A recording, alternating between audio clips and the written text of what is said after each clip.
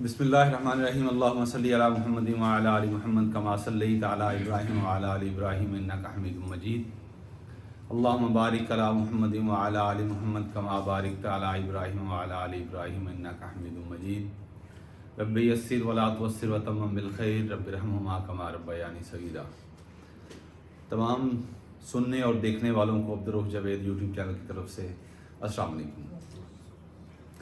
Dear students, हमने GK का portion cover करते हुए कल हमने कॉन्टिनेंट्स की एक जनरल पिक्चर आपके सामने पेश की। आज हम उससे एंटायरली डिफरेंट, ताकि वो चीज़ें आपस में मिक्सअप ना हों, तो आपके लिए वो भी आसानी रहे उनको मेमोराइज करना। और साथ ही हमने एक नया टॉपिक शुरू किया है, एक उसके सामने आपके सामने उसकी एक ना ब्रीफ सी पिक्चर पेश की जाएगी यूएनओ की, यूनाइटेड नेशंस ऑर्गेनाइजेशन। उसकी एक ब्रीफ पिक्चर पेश की जाएगी कि कब मौज़े वजूद में आई, क्यों मौज़े वजूद में आई, इसकी मौज़े वजूद में आने की वजह तस्मिया क्या थी, इसके मेंबर कंट्रीज़ कितने थे जिन्होंने इसके चार्टर को साइन किया है, इसका चार्टर कब साइन होता है, कितने कंट्रीज़ इसके मेंबर हैं, इसका सेक्रेटेरिएट कहाँ है, इसके ज़ैली इदारे कौन कौन से हैं, किस तरह ये काम करती है, ये सारी चीज़ें आज हम आपसे पीपीएससी के पेपर सेटर के पॉइंट ऑफ व्यू से डिस्कस करने की कोशिश करेंगे।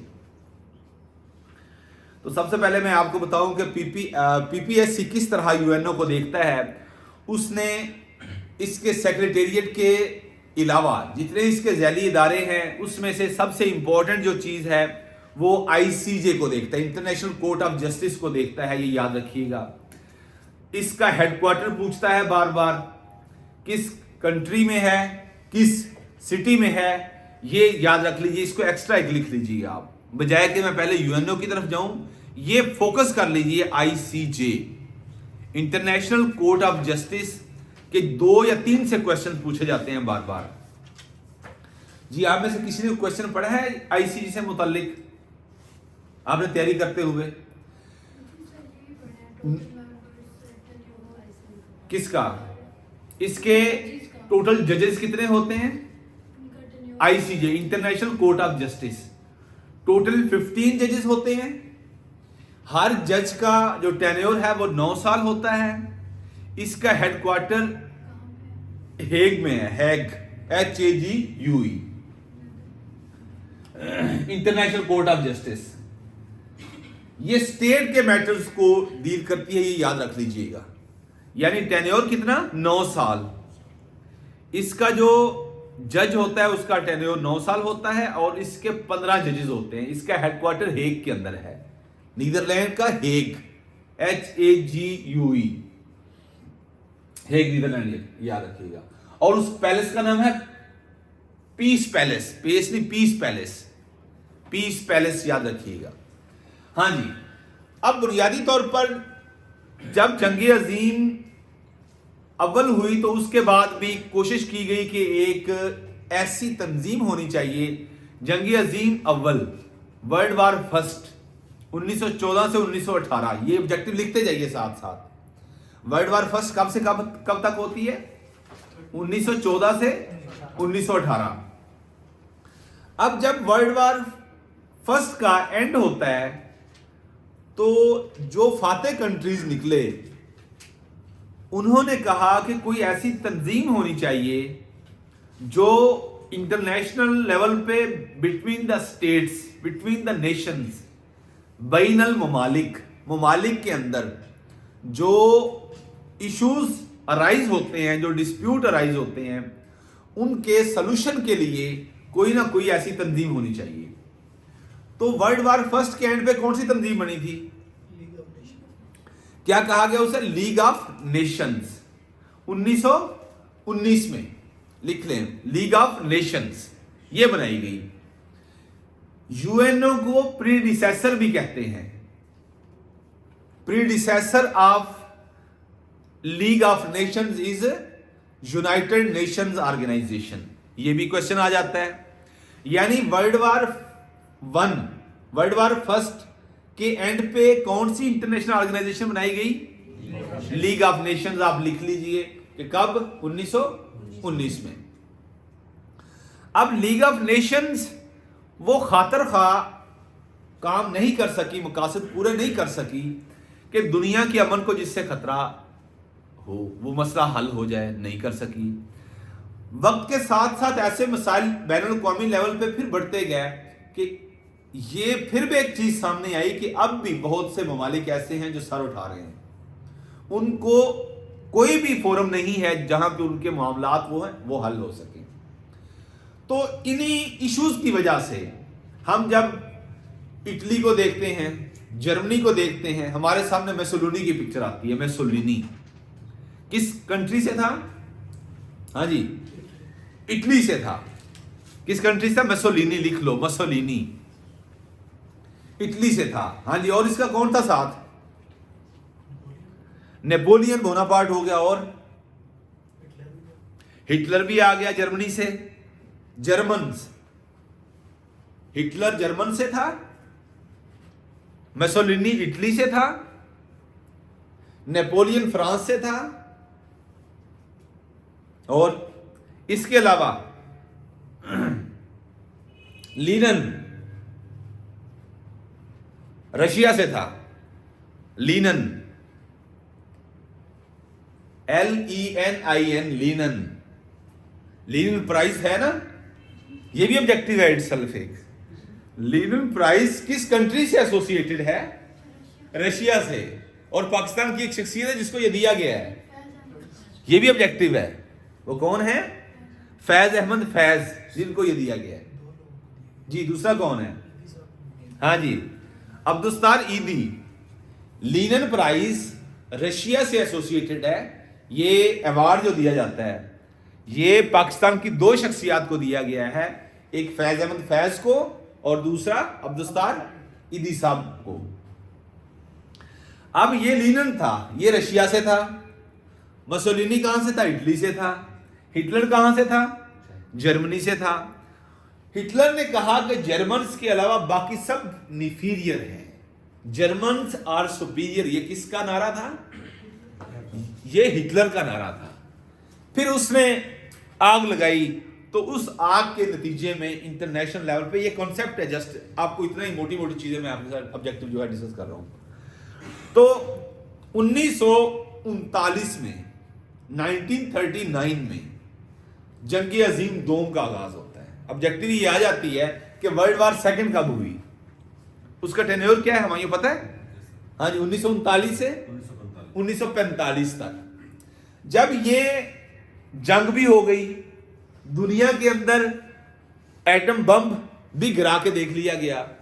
मैंने कहा था इस वक्त तक दुनिया के अंदर कितने ममालिक में एटम बम गिराया गया है? सिर्फ एक कंट्री के अंदर। वो कौन सा है? जापान के अंदर। 6 अगस्त 1945 और 9 अगस्त 1945 दो दिन हैं, ये याद रख लीजिएगा। जो 6 अगस्त 1945 को गिराया गया बम, वो किस वजह से था? क्योंकि पर्ल हार्बर पोर्ट थी, सी पोर्ट किसकी थी? अमेरिका की। किस ओशन में थी? पैसिफिक ओशन के अंदर थी पर्ल हार्बर। ये कौन सी सी पोर्ट है? Pearl, PEARL, Pearl Harbor. इसके ऊपर डायरेक्टली अमेरिका जंग अजीम दोम के अंदर नहीं कूदा था। जंग अजीम कब शुरू होती है? दोम 1939। 1939 से 44 के एंड तक अमेरिका डायरेक्टली इन्वॉल्व नहीं हुआ था। लेकिन जब जापान ने पर्ल हार्बर पर अटैक किया, वो किसकी थी? अमेरिका की। तो फिर अमेरिका का प्रेसिडेंट उस टाइम कौन बन गया था? Harry Trueman. लिख लीजिए, उसका नाम क्या था? Harry Trueman. इससे पहले एक और ऑब्जेक्टिव आती है अमेरिका से रिलेटेड और वर्ल्ड वार सेकंड से रिलेटेड। जब वर्ल्ड वार सेकंड होती है, ये लिख लीजिएगा, वर्ल्ड वार सेकंड होती है तो उस वक्त अमेरिका का प्रेसिडेंट कौन था जी? Franklin Roosevelt. 32 उसका नंबर था। 32nd नाम लिख लीजिए, फ्रैंकलिन रोजवेल्ट। हाँ जी, ये मैं आपको बैकग्राउंड बता रहा हूं इस यूएनओ का कि ये किन हालात में मर्ज वजूद में है। ये की पर्सन्स हैं ये नादिया कौन से पर्सन है? की पर्सन। अब ये ऑब्जेक्टिव बनती है कि उस टाइम फ्रैंकलिन रोजवेल्ट, FRENKLIN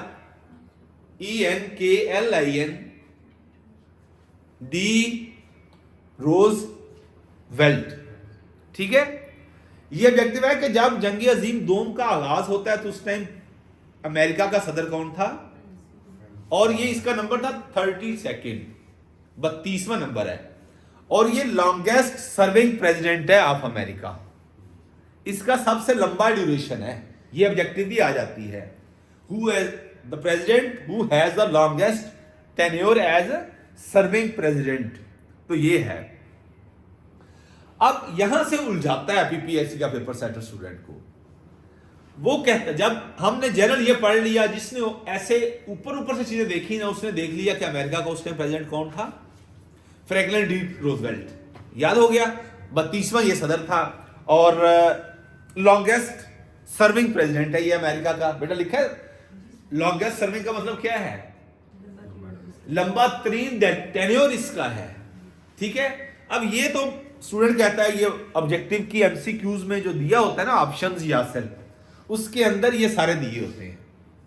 तो जिसने ये किया उसने कहा जी रोजवेल्ट था उस टाइम, उसको टिक कर दो। वो पूछता ये है कि वो कौन सा प्रेसिडेंट था जिसने एटम बम गिरा दो का हुक्म दिया था, ऑर्डर दिया था। ये ऑब्जेक्टिव आती है। तो सारे कहते हैं कि जंग अजीम दोम में कौन था? रोजवेल्ट था। 45 में रोजवेल्ट का टेन्योर खत्म होता है तो फिर आता है 33 नंबर पे हैरी ट्रूमैन। हैरी ट्रूमैन आता है। हैरी ट्रूमैन इस तरह लिखते हैं, हैरी। ये इंपॉर्टेंट, सारी मैं आपसे इंपॉर्टेंट ऑब्जेक्टिव शेयर कर रहा हूं। हैरी ट्रूमैन, मैं इसको क्या कहूं? इस शख्स को बहुत बड़ी तबाही फैलाई इस शख्स ने अपने एक डिसीजन से। इस शख्स ने यह कहा कि एटम बम गिरा दिए जाए। 6 अगस्त 1945 को इसके एक 1% ऑर्डर पे क्या किया गया? कौन सा एटम बम गिराया गया? अब ये भी ऑब्जेक्टिव है। उसका नाम क्या था? Little boy. ये ऑब्जेक्टिव आई हुई है। और एक और ऑब्जेक्टिव आती है कि जिस जहाज के जरिए गिराया गया था, ये उसका नाम क्या है? जी मैंने आपको लिखवाया हुआ है B-26। कंफर्म जी बताते हैं। हाँ जी, उसका नाम है हैरी ट्रूमैन। और जो एटम बम गिराया गया 6 अगस्त 1945 को, 6 अगस्त, कौन सा शहर है जिसके ऊपर गिराया गया? वो हिरोशिमा है, जापान का शहर हिरोशिमा। और जिस जहाज के जरिए गिराया गया उस एरोप्लेन का नाम B-29 याद रख लीजिएगा। अब 9 अगस्त आ जाता है। 9 अगस्त 1945 को एक और एटम बम गिराने का ये हैरी ट्रूमैन ऑर्डर देता है। और उसका नाम क्या है? Fat man, FATMAN, fat man. और ये किस शहर के ऊपर गिराया जाता है? नागासाकी। जुबैर पता था? नागासाकी। लिख दोगे? लिख लोगे? हाँ, नागासाकी। फैटमैन क्या है? फैटमैन दूसरा, पहला लिटिल बॉय था ना। पहले एटम बम का नाम था लिटिल बॉय और दूसरे का नाम क्या है? फैटमैन। हाँ जी।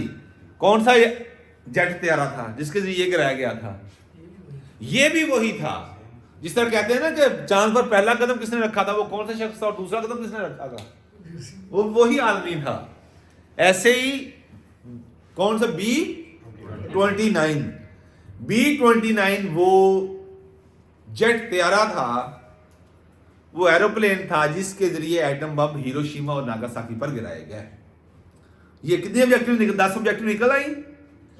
या सर हिरोशिमा पहले है, नागासाकी बाद में है। हिरोशिमा 6 अगस्त, little boy B-29, Harry Truman, याद रखें। 33 नंबर है ये प्रेसिडेंट का इसका। अच्छा जी, अब जंग खत्म हो गई। जब 9 अगस्त को गिरा दिया तो जापान ठुस हो गया। अब जब जापान, हालांकि उस टाइम ये सारे ले जा रहे थे किस किस को?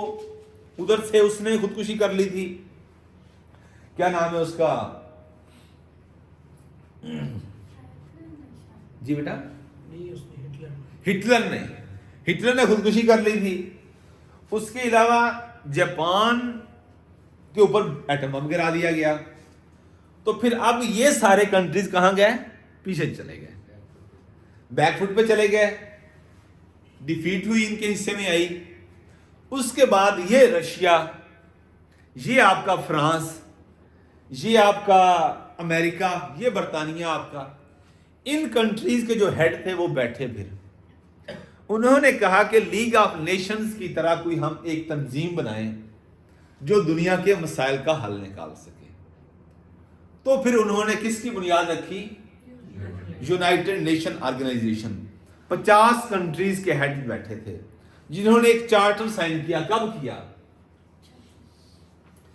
24 अक्टूबर 1945 को यूएनओ की बुनियाद रखी जाती है। किसकी बुनियाद रखी जाती है, यूनाइटेड नेशंस ऑर्गेनाइजेशन। ये आपको बताना चाहिए कब बुनियाद रखी गई इसकी, 24 अक्टूबर 1945 को कैलिफोर्निया यूएसए के अंदर।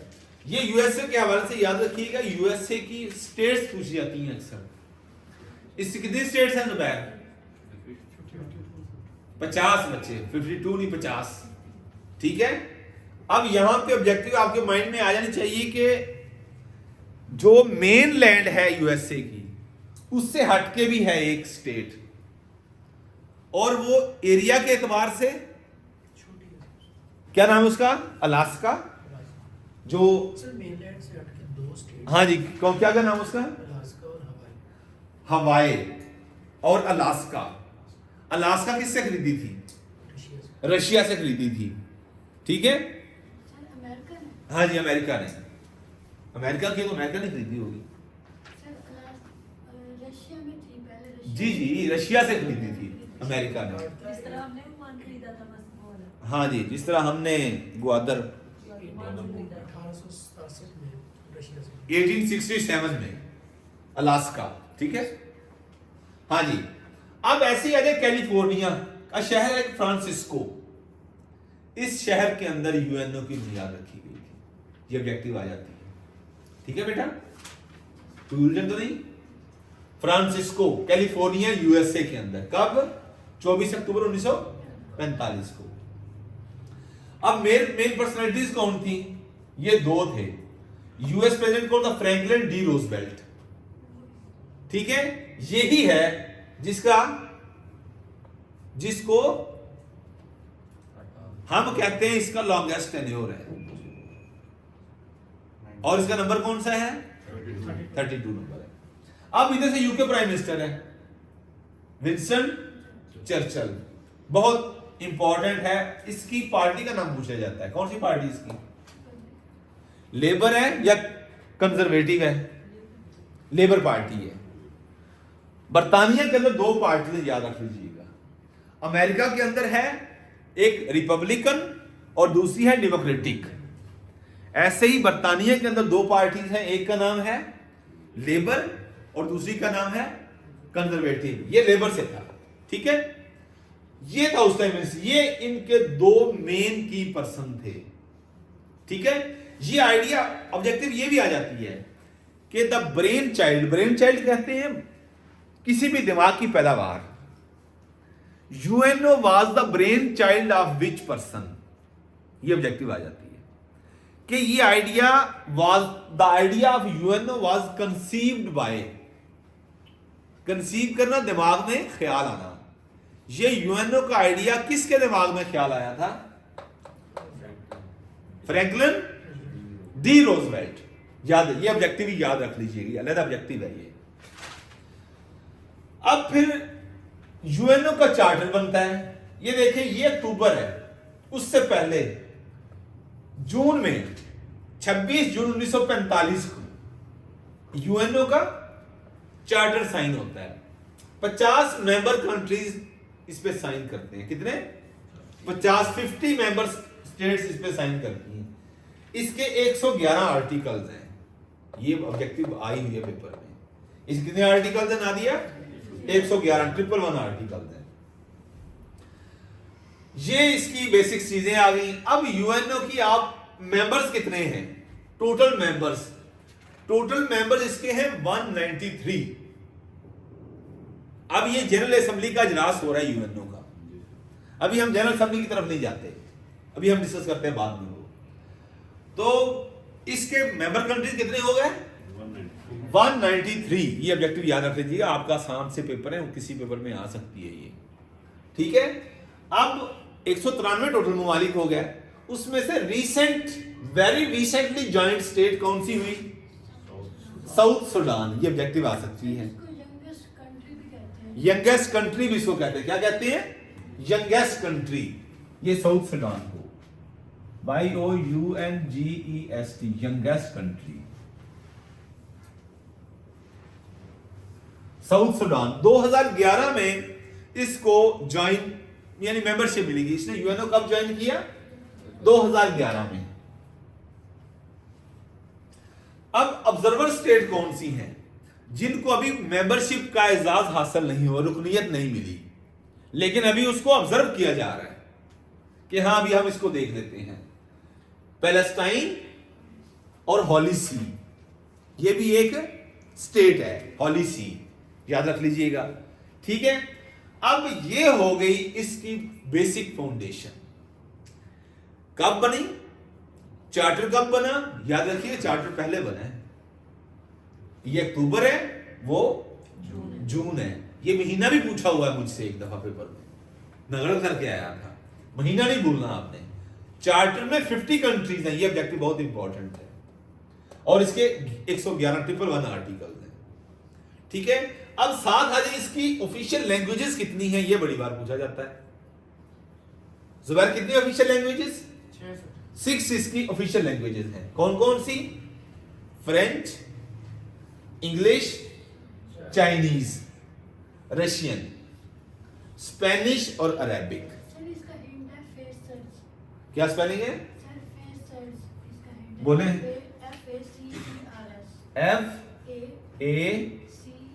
FACE freshers. ये एक्रोनिम है इसका, क्या है, एक्रोनिम, जिसको आप एक लफ्ज याद कर ले जस्ट।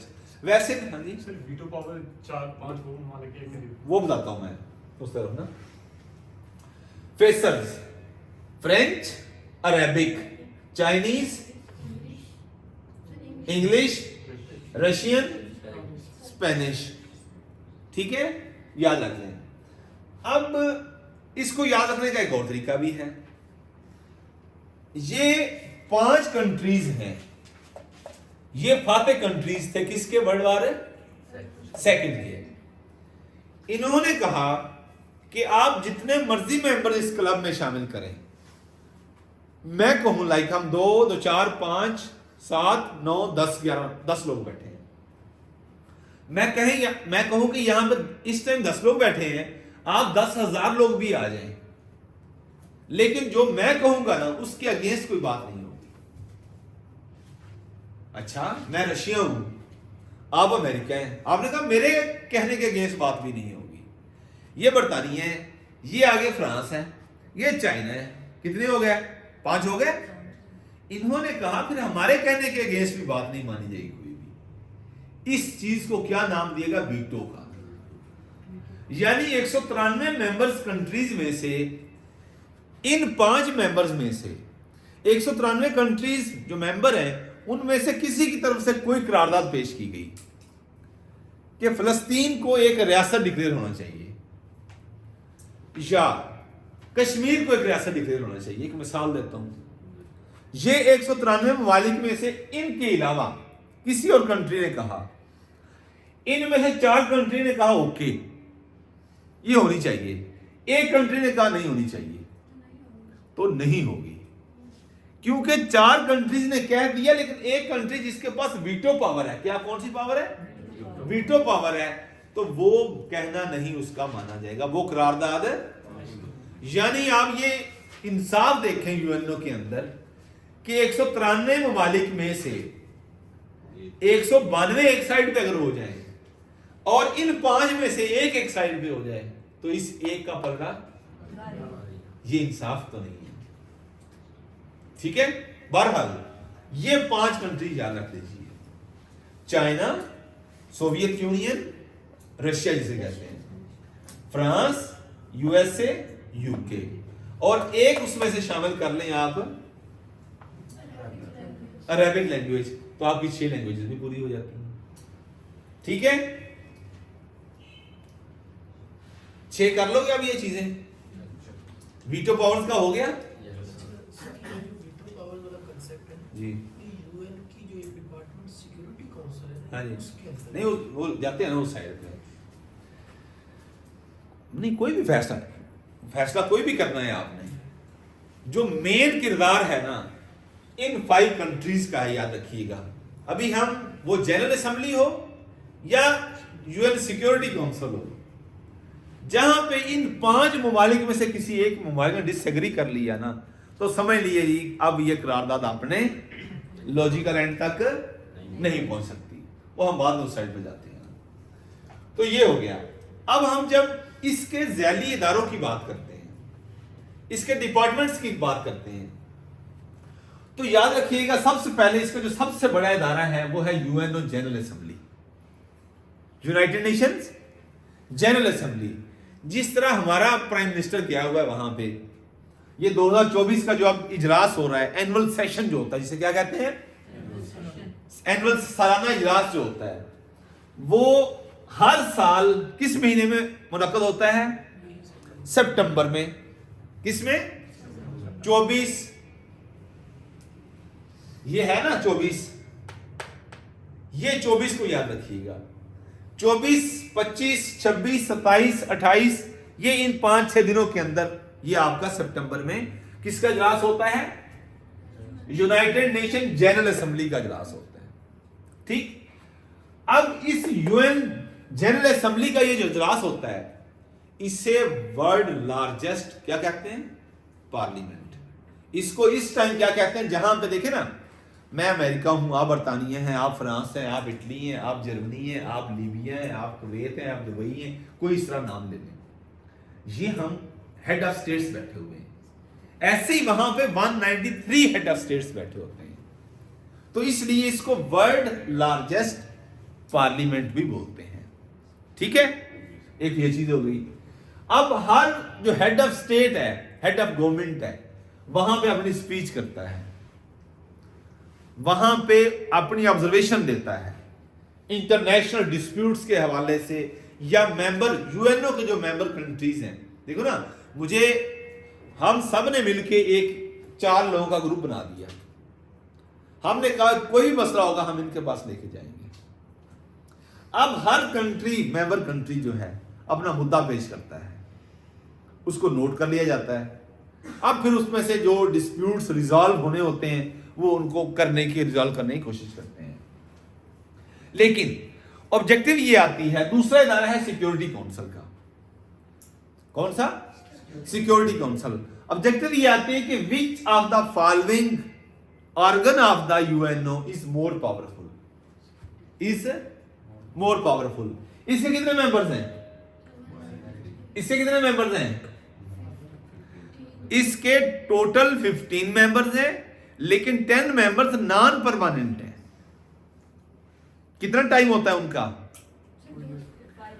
नहीं, 2 years। ये जो नॉन परमानेंट मेंबर्स हैं वो कितने सालों के लिए मुंतखब होते हैं? 2 साल। और पाकिस्तान अब 8th टाइम अब 2024 में पाकिस्तान इसका नॉन परमानेंट मेंबर बन रहा है। पाकिस्तान नॉन परमानेंट मेंबर, ये करंट अफेयर का पॉइंट भी है कि पाकिस्तान इस दफा 2024 से 26 तक, ये ऑब्जेक्टिव है 8th टाइम, 8वीं दफा पाकिस्तान सिक्योरिटी काउंसिल का नॉन परमानेंट मेंबर बन रहा है। क्लियर हो गया? अब ये जो बाकी 5 मेंबर्स हैं, बाकी 5 मेंबर्स कौन से हैं? ये हैं ये 5 मेंबर्स जिनके पास है वीटो पावर है।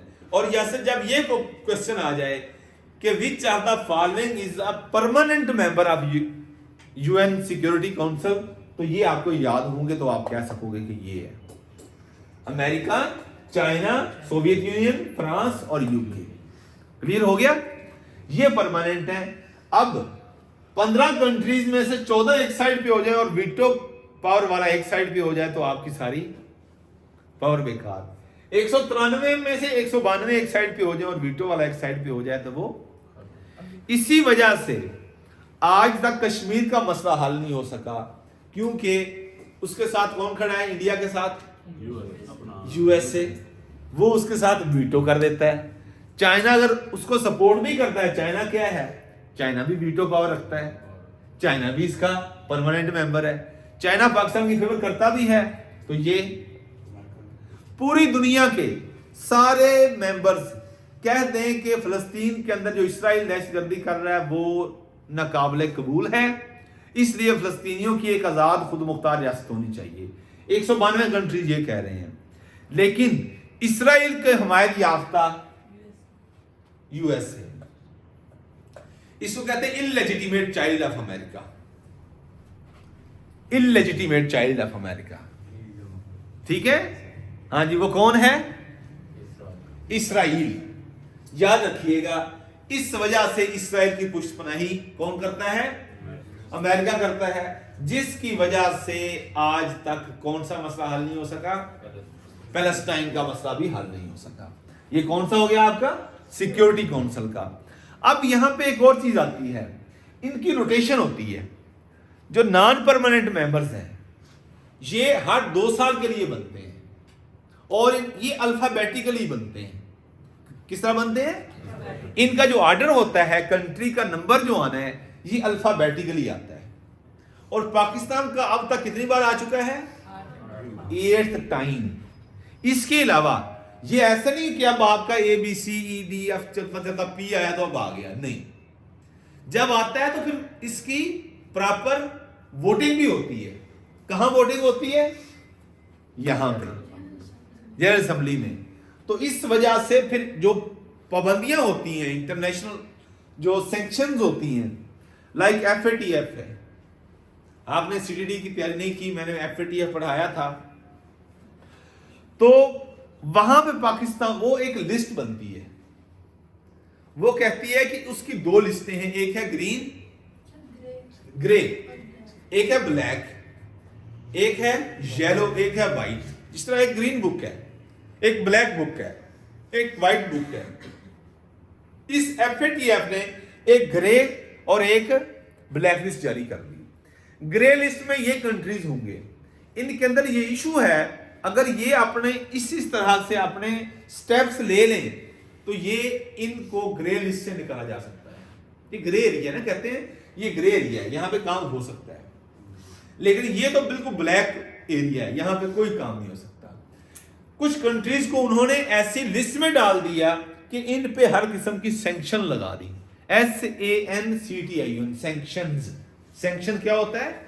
पाबंदियां लगा दें, जिसकी वजह से वो ममालिक की जब भी कोई असेंबली का इजलास होता है तो वहां पे वोटिंग उनके अगेंस्ट चली जाती है।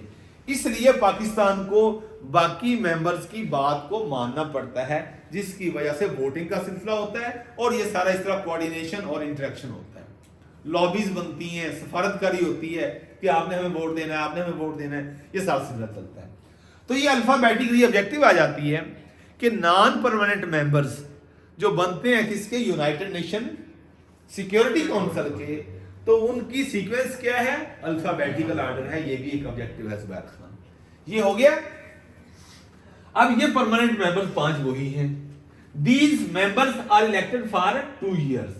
पाकिस्तान 8वीं दफा 8th टाइम इसका मेंबर बना है 2024 से 26 तक। कब तक? 26 तक।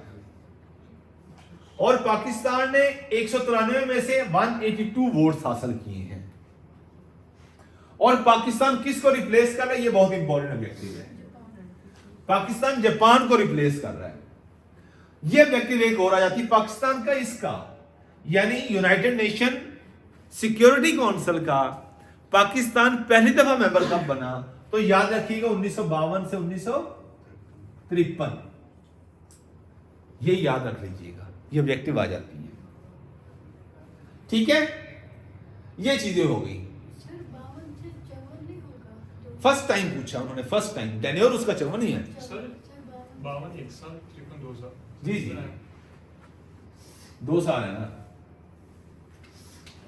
बात वही है। ठीक है, और रिप्लेस किया, ये याद रखिए जापान को रिप्लेस किया। जी बेटा। सर जनरल असेंबली में आपने कहा है कि हेड ऑफ स्टेट या हेड ऑफ गवर्नमेंट, तो इनमें से कोई भी जा सकता है क्योंकि हमारे तो डिफरेंट है ना, 2 है head of बेटा state। ये दोनों में से कोई भी जा सकता है, जिसको वो रिकमेंड करता है। अगर हेड, वहां पे हर मुल्क की ना अपना फॉर्म ऑफ गवर्नमेंट है, कहीं पे हेड ऑफ स्टेट होता है, कहीं पे हेड ऑफ गवर्नमेंट होता है, जो मोर इन्फ्लुएंशियल होता है, मोर पावरफुल होता है। लाइक अगर हम मालदीव की बात करें, वहां पे हेड ऑफ स्टेट इंपॉर्टेंट होते हैं, और चाइना के अंदर हेड ऑफ स्टेट होते हैं, पाकिस्तान के अंदर हेड ऑफ गवर्नमेंट है। तो सर इधर से कोई भी जा सकता है, मतलब ये मेंशन है कि पाकिस्तान से हेड इधर से आपके प्राइम मिनिस्टर ने डिसाइड करना होता है कि किसने जाना, उसने खुद जाना है या किस किस को साथ लेके जाना है। ठीक हो गया। अब थर्ड इसका जो ज़ैली इदारा है वो है बहुत important, international court of justice, ICJ। याद रख लीजिएगा, ये स्टेट के मैटर्स को रिजॉल्व करने की कोशिश करता है ये इदारा, ना के इंडिविजुअल्स के। स्टेट मैटर्स को ये इन्वॉल्व करता है, ना के नॉट इंडिविजुअल्स। ठीक हो गया। इसकी ये पीस पैलेस है हेग के अंदर, नीदरलैंड। हेग के अंदर कहां है? नीदरलैंड। मैंने पहले बता दिया। टोटल कितने जजेस होते हैं? 15 जजेस होते हैं। और इसका टेन्योर यासर मत भूलिएगा, कितना टेन्योर होता है? ये बातें जिस तरह मैं आपसे डिस्कस कर रहा हूं, ये आपको वैसे ही याद हो जानी चाहिए ना। कितना टेन्योर होता है? 19 ईयर्स होता है। और इसका ये मौजूदा है, करंट प्रेसिडेंट कौन सा है? नवाब सलाम। इसका ताल्लुक लबनान से है। ये ऑब्जेक्टिव आ जाती है। इसका किससे ताल्लुक है? लबनान से इसका ताल्लुक है। लबनान से याद रख लीजिएगा। अच्छा, बाकी जो 3 इदारे हैं, economic and social council, UN secretariat. ये यूएन सेक्रेटेरिएट बहुत इंपॉर्टेंट है। ये ऑब्जेक्टिव बहुत यहां से उठाता है। इसको हमने अलग लिखा हुआ है। ये जो यूएन सेक्रेटेरिएट है, इसका जो हेड होता है उसे कहते हैं secretary of UNO. Secretary of, जिस तरह आप ये एंटोनियो है, क्या नाम है इसका? Antonio Guterres. ये है अब मौजूदा सेक्रेटरी जनरल। ये ऑब्जेक्टिव बहुत इंपॉर्टेंट है कि कौन से ये इदारे का हेड है? UN secretariat. सेक्रेटेरिएट का हेड है। किसका? यूएन सेक्रेटेरिएट का हेड है। बाकी ट्रस्टीशिप है, ये डिसफंक्शन हो गई थी, इसको छोड़ दें बस। ये अब हम इस पे फोकस करते हैं। ये सारी चीजें हो गई। अब यहां पे आ जाए, जब हम इसके सेक्रेटरी जनरल की बात करते हैं, किसकी बात करते हैं? सेक्रेटेरिएट का काम ये होता है कि जितनी कॉरेस्पोंडेंस हो रही है, कहीं कहीं पे आपने वफद भेजने हैं, यूएन मिशन भेजने हैं, आपने अमन पीस कीपिंग मिशन भेजने हैं, जिस तरह हमारे में नहीं जाते, यूएन मिशन लग गया है अंदर। ये बेसिकली कहां से अप्रूवल होती है? यूएन सेक्रेटेरिएट से होती है। सारी जो डॉक्यूमेंटेशन कॉरेस्पोंडेंस कहां से होती है? सिक्योरिटी काउंसिल से नहीं होती, जनरल असेंबली से नहीं होती, सेक्रेटेरिएट कर रहा होता है। कौन कर रहा होता है? सेक्रेटेरिएट कर रहा होता है। अब इस सेक्रेटेरिएट का हेड कौन है? बेटा उसको सेक्रेटरी जनरल कहते हैं। ठीक है। अब सेक्रेटरी जनरल को सामने रख के वो बड़ी ऑब्जेक्टिव बनाता है। वो कहता है कि टोटल अब तक कितने हैं, मौजूदा जो है इसका कौन सा नंबर है, इसका किस कंट्री से ताल्लुक है। फिर आ जाता है क्या एशिया से कोई बना है या नहीं बना? एशिया से कोई बना है नहीं बना? अगर वो कोई बना था तो उसका टेन्योर कौन सा था, किस साल वो बना था? इन सारी चीजों को सामने रखते हुए आपको ये 8-9 सारे के सारे याद कर लेने चाहिए। मैंने याद किए हुए थे सारे के सारे, कोई पूछ सकता था, वो ये है आपके सामने। ये सेक्रेटरी जनरल ऑफ यूएन, किसका ये हेड होता है? यूएन सेक्रेटेरिएट का ये हेड होता है। सबसे पहले आप ये याद रख लें, ये है जो तीसरा है ना, तीसरा ये ऑब्जेक्टिव बहुत इंपॉर्टेंट है। ये एशिया से वेरी फर्स्ट पर्सन था। ये एशिया से, इसका नाम क्या है? यू थांट। बर्मा से इसका ताल्लुक था। कहां से?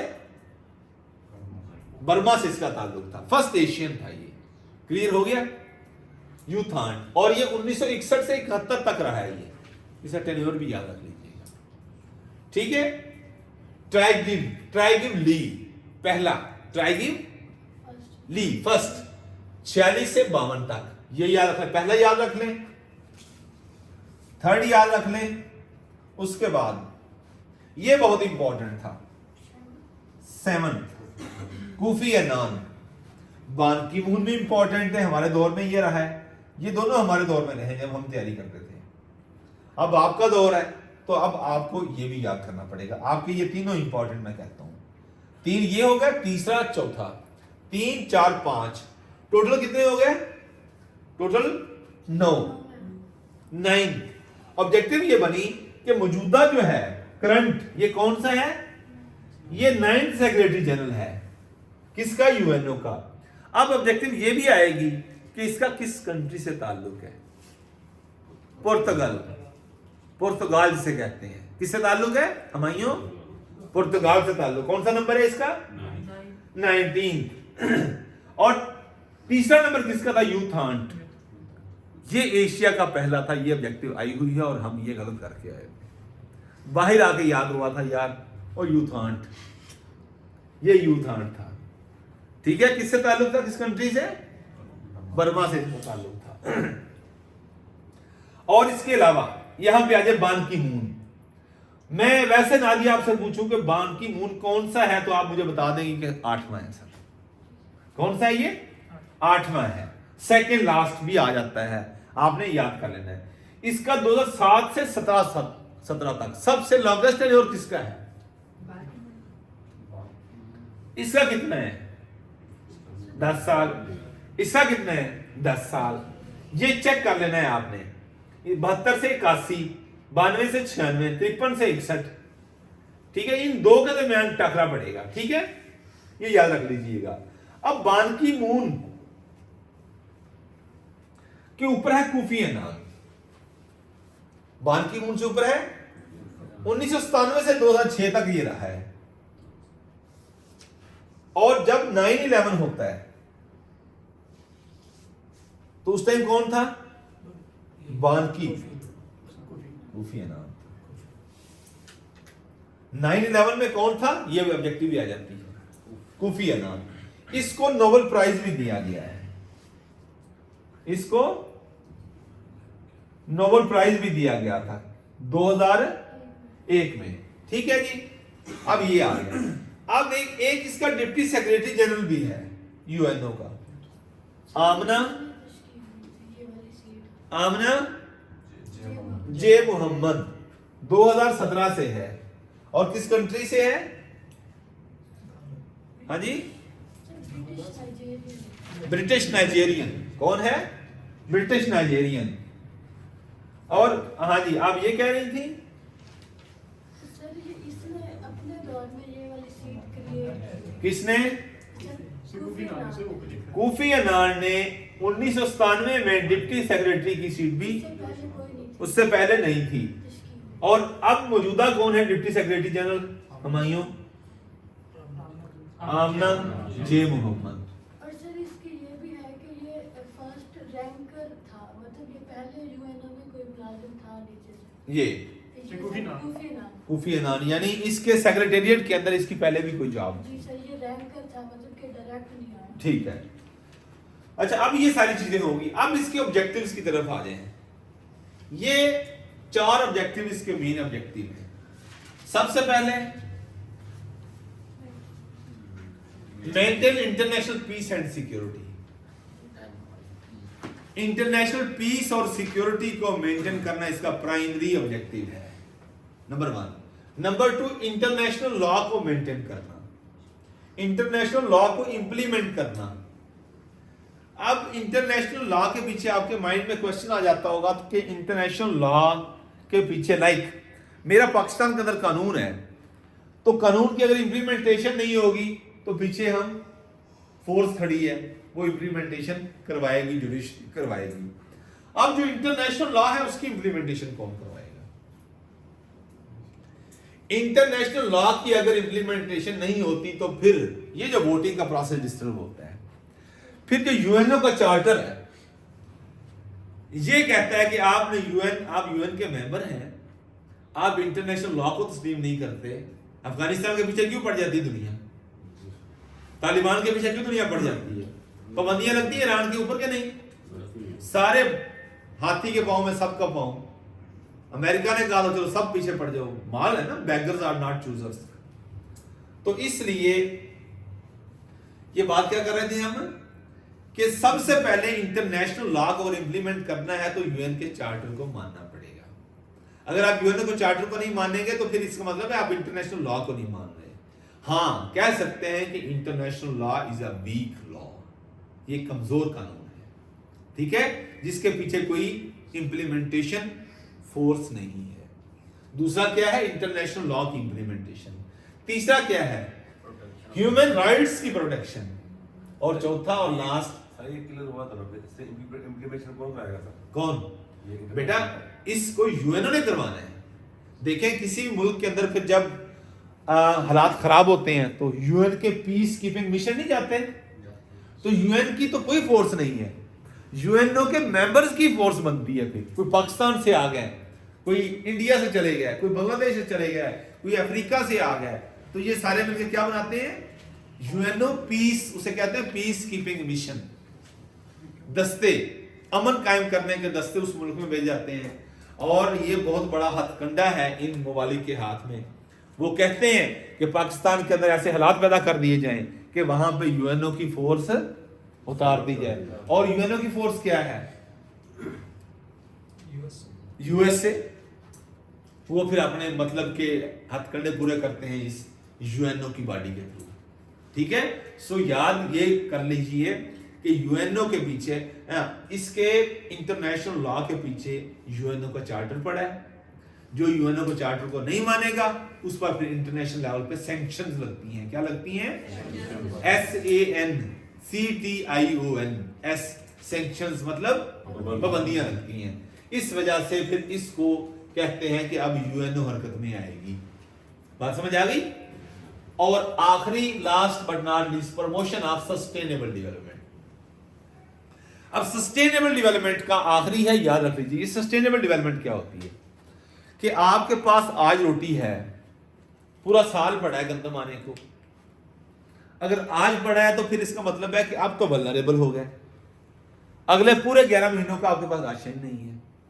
ये सस्टेनेबल का मतलब ये है कि आपके पास 11 महीने भी गंदम खत्म नहीं होनी चाहिए।